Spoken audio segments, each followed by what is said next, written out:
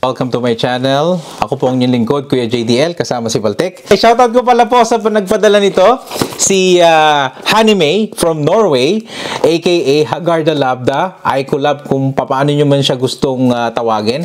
Ay nagpadala po nito mga tsokolate mula sa Norway. Dahil, sabi niya, kami ni Mrs. JDL ay mahilig daw kumain ng tsokolate.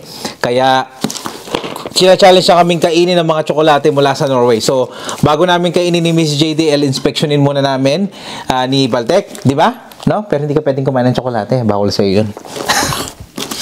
Okay, buksan na natin. Inaamoy eh. Baka ka masugatan, anak.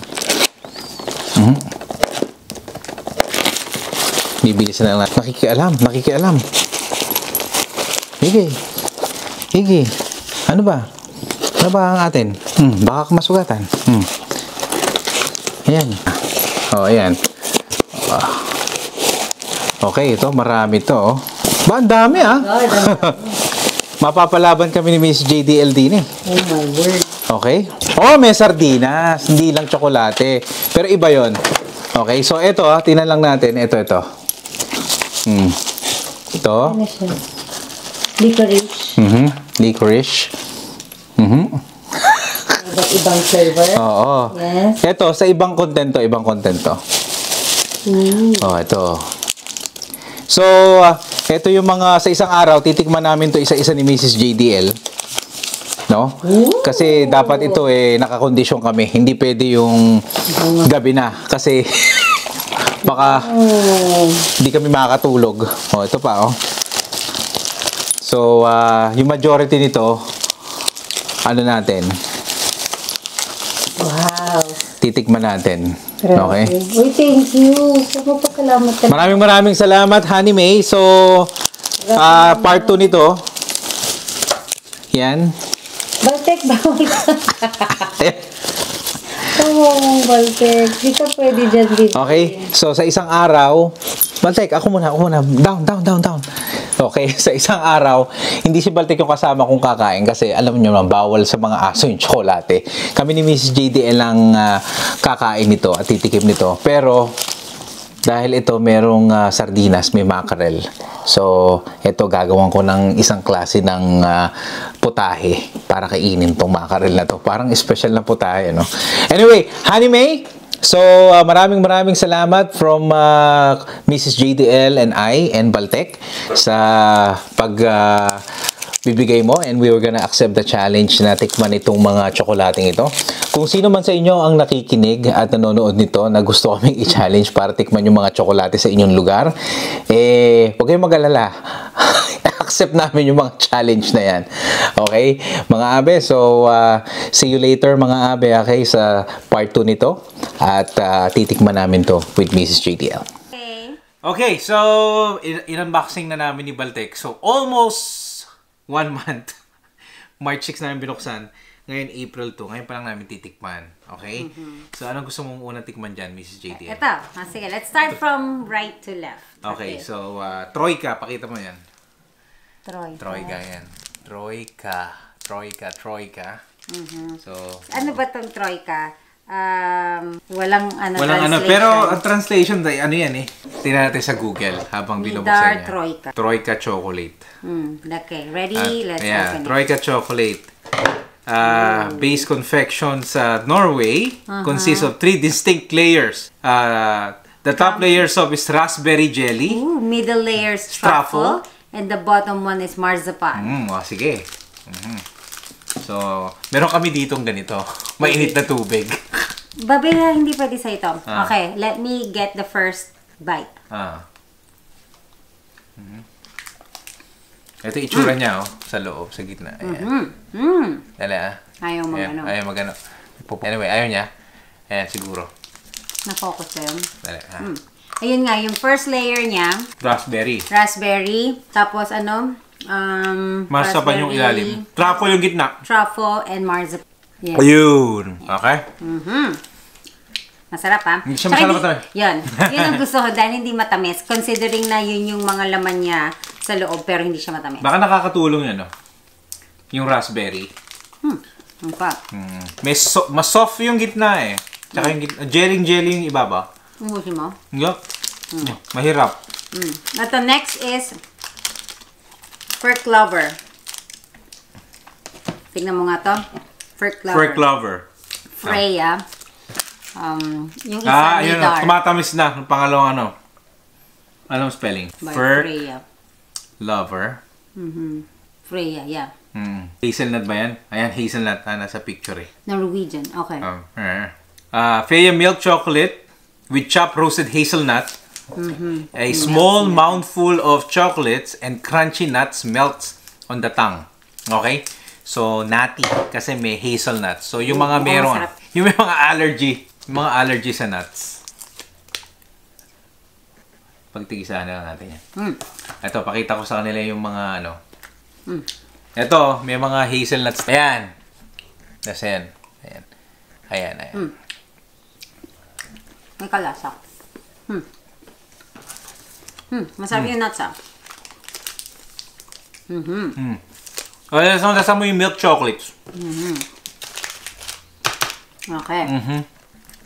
Okay, inom muna ng tubig. Masarap yung nuts. Okay, next. Ayan. Ito, ano to?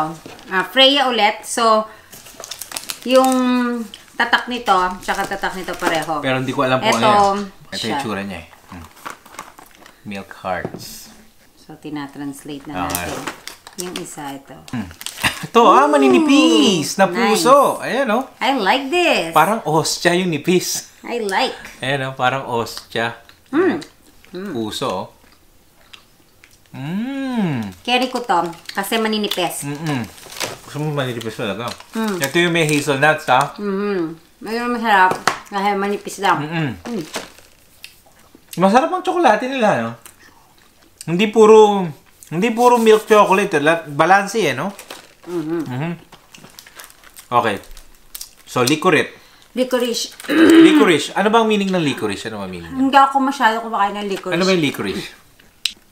Ewan ko. Sea salt. Licorice sea salt. Pastilles. Okay. Maliliit lang eh, oh. Licorice. Hindi ako masyado kumakain ng licorice kasi parang wala siyang lasa. Candy. Pero pang tanggal umay. Parang masarap ng licorice na sea salt. Kasi mga licorice dito parang walang flavor. Ito, lasang-lasang mo yung alat eh, no? Pantanggal ng ano. Umay. Kapag ka kumakain ka ng matamis, ano na tayo? Natapos na tayo dyan, eh. Ito, same thing. Ito naman. Tingnan natin. Tingnan natin kung anong translation ito. Pero mukhang salted caramel. Meron isa salty caramel. Matagal maubos eh. Alin? Yung nasa bibig eh. So, hindi ko na matitikman yon. Siguro lasang caramel salty eh. Google. Habang tumatagal, hindi ko siya carry. Hindi ko rin. Biscuit chocolate quick lunch. Oh, para mga KitKat ito. Para siguro mga KitKat ito. Baka may wafer to. Excuse me Hindi ko matitikman eh. Para siyang candy yung licorice. Hindi ko vibes yung licorice. Sorry. Licorice, hindi ko siya Ako hindi talaga kumakain ng licorice. Sorry, Aiko. Shoutout pala sa nagbigay again. Hindi ako kumakain ng licorice. Honey May. Shoutout mo muna nagbigay, Honey May. Honey May. So, ganito yung itsura niya. Para siyang have a break, have a KitKat. Oh. Ano? Ganyan. Ano lang. Ayan. Okay, hati lang kami dito ni Mrs. JTL. Ayan. Tingnan natin kung ano. Yung KitKat, matamis yun. Tingnan natin ito. Parang KitKat. Pero mas matamis yung KitKat. Mas matamis yung KitKat. Mas masarap din sa KitKat. Mas masarap siya sa KitKat, no? I think, ang nadidistinguish ko, masarap yung ginagamit nilang milk chocolate. Palagay ko. Hindi ka rin din eh. Hindi, yung milk chocolate nyo, hindi lasang asukal. Oo, talagang gatas at tsokolate. No? Kasi yung KitKat parang lasang sugar. Ito talaga hindi ko rin bet to eh. Ano yan? Ito yung bubble to chuck eh. Nakalagay yung stratus nga lang sa ila. Pero, sa ano yan? Yung sa Nestle eh. Ano yan? Anong ka, ano yan? Yung sa Nestle. Nestle. Bubble. Oo, merong katulad Merong yan katulad to eh, yung mga bubble na tsokolate. Kasi hindi ka tayo mahilig doon. Nestle, ano yun? Aero. Ayun, para siyang Nestle Aero, no? So, titingnan natin. Yun, hindi ko masyadong trip kasi. Tignan muna, tignan ko muna kung anong ano niya. Pero Stratos. duda ko yun, no? Stratos. Pero para siya sigurong Aero. Doubles with Joy, milk chocolate. Pangalan niya Stratos. Stratos. Yan, Stratos Double with Joy. Pero matigas siya. Dali. Hati na lang tayo sa isa. Ito.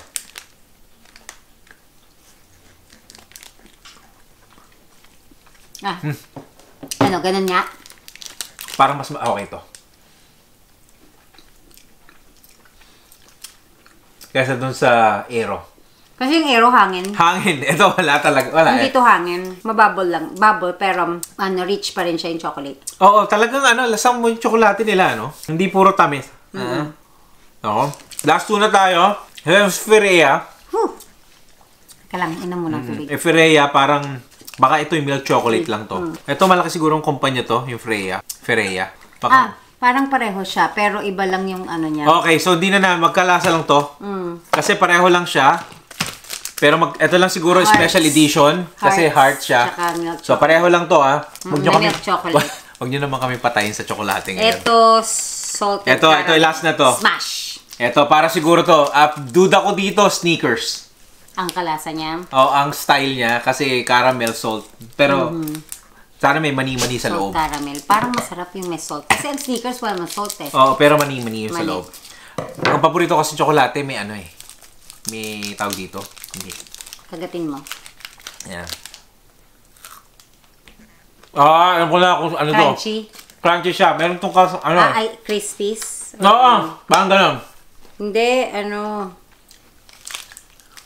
Parang Henry. Parang O. Henry's. Parang O. Henry's na hindi matamis. Kasi O. Henry's may maiiwang kang tinga sa baga. Ito wala. Masarap to kasi may salt. Yung salted caramel. Masarap. Okay. So mga abe, Masarap habang inaano namin to, iniisip namin kung ano yung gusto namin Ito sa ang lahat gusto to. ko sa lahat. Parang ito. Ayun na lahat. Okay, so nagpapasalamat muna kami sa sponsor Thank you. nito, kay Honey May, Hagarda Lab of Norway. Thank you so much. Thank you. Sa ulitin. Yes. So, verdict, masarap lahat siya. Pero hindi talaga kami fan ng licorice. Okay? Kahit dito hindi ako kumakain ng licorice. So, pero okay siya. And then, masarap to. Masarap yung chocolate nyo. Hindi lasang asukal. Talagang lasang milk at lasang chocolate. Pero, ang pinaka gusto ko sa lahat is to, tong smash, salted caramel. Kasi, nakokontra niya yung tamis. Kasi may salt. May maalat-alat. Alat. Tsaka na malutong. Ito masarap din to kasi yung 3 layers niya ng yung, Pero sa lahat, ang natatamisan ako yan eh. Ito, Pagka, kunyari, pangalawang kain mo na. Ito, matatamisan ka. Pagka pangalawa na. Yes. Ito masarap dito kasi may mga... Pero yan ang aking favorite. Sa'yo Mahilig yan. talaga ako dito. Sa mga, Mahilig siya sa nuts. Ako sa mga gusto ko nuts. to Oo. kontra ng salt and caramel. At saka yung tamis. Pero sa akin, ito, number 1, number 2, number 3. Yan. Okay. Okay? So, cheers na kami. Huwag kayong mag-alala, hindi namin ito kayang ubusin lahat ng isang upuan dahil delikado. Thank you so much sa pagsama sa amin. At kung hindi pa kayo nakaka-subscribe, sana mag-subscribe kayo sa Kuya JDL channel. And then, maraming salamat kay Miss JDL. Sinamahan ako ngayon. And thank you so much. And till next content, maraming salamat. Bye-bye.